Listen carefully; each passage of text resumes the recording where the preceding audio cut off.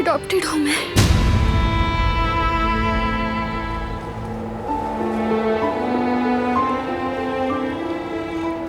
वो लोग मेरा असल खानदान नहीं थे।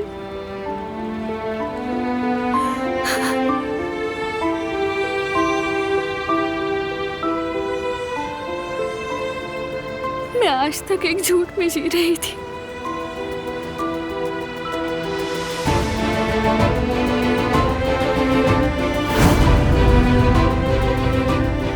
आप रस्म रिवाज जानते हैं,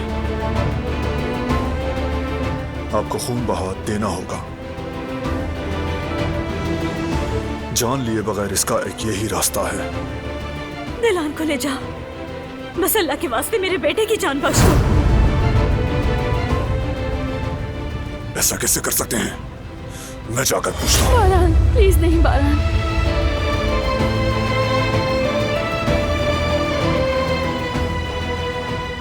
तुम पर एतमाद करके सब कुछ बताया।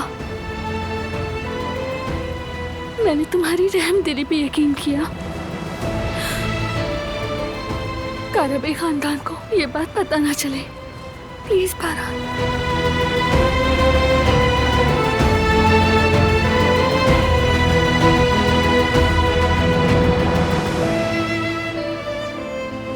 रोना मत दिलान, रोना मत। उन्होंने ये कैसे किया? उनके दिल में जरा भी रहम नहीं।